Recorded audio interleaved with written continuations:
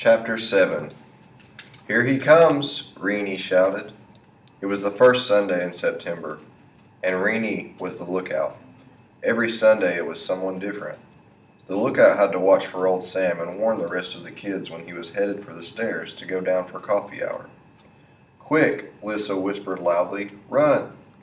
All of them, girls and boys both, tore off down the stairs and hid in the girls' room. There was no lock, so as many as could fit pushed their backs up against the door to stop old Sam from getting in.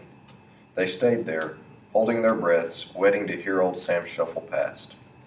Sam's step was heavy and uneven, and the floorboards creaked under his weight.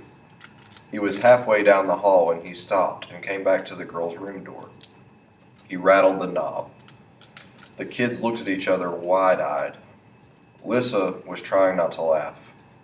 Maggie hoped she wouldn't, because if she did, they would all start and it would be hopeless. "I know you're in there," Sam said. They could hear him breathing. "Heidi," he called. "Heidi," Lissa whispered. "Who's Heidi?" She looked as if she were about to burst out laughing. And Maggie wondered how she could not know he was talking about her. "Shh," said Maggie, putting her finger to her lips. This was just a joke to Lissa. To all of them, Maggie thought. None of them had to worry as much as she did. None of them was old Sam's favorite. She squeezed her eyes shut to stop the tears from coming. What was so special about her anyway? Why had old Sam picked her?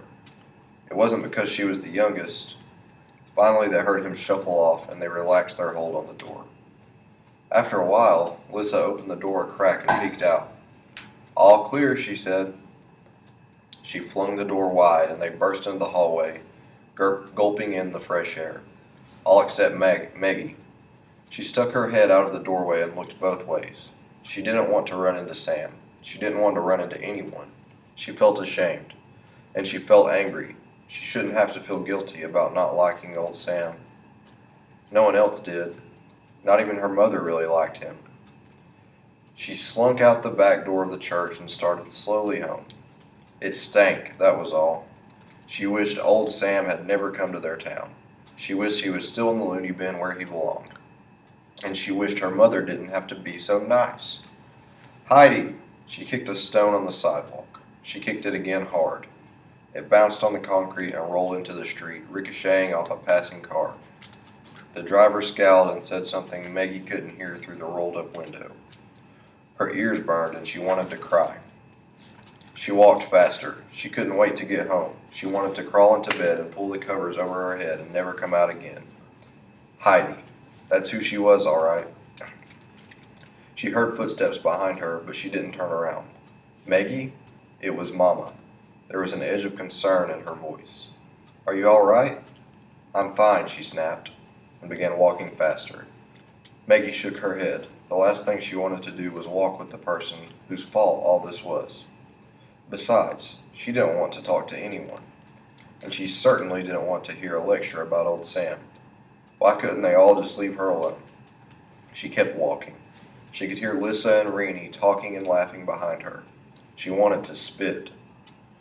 When she got home, she was tired and hot. Sweat dripped beneath her church dress in tickly little rivers. She went up to her room and closed the door. She peeled off her dress, tossing it across the room where it landed in a heap by her closet. She tugged on a pair of shorts and a tank top and flopped down on her bed.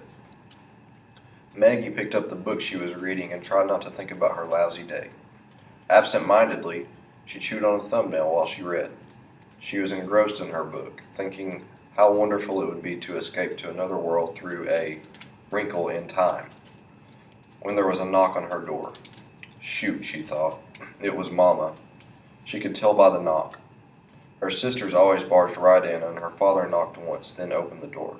Only Mama waited outside for her to answer. "Maggie?" Mama said. "What?" She was surprised by how harsh her voice sounded. "May I come in?" "Suit yourself," Maggie said. Slowly the door opened, and Mama peeked around it. "Hey, cutie," she said. She was smiling, but the lines between her eyebrows had gotten deeper, and the way they did when she was worried. She picked up Maggie's dress and dropped it in her hamper. Mama sat on the bed for a moment, not saying anything. Every bit of her smelled like darkroom chemicals. Her hair, her hands, her clothes. It was a smell Maggie took comfort in.